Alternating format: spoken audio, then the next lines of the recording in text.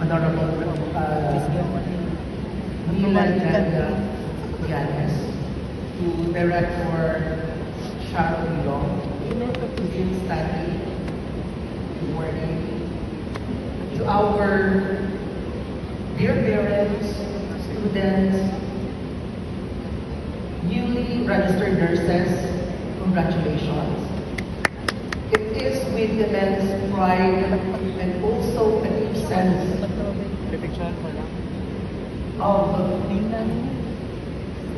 a deep sense of fulfillment to present to you our 61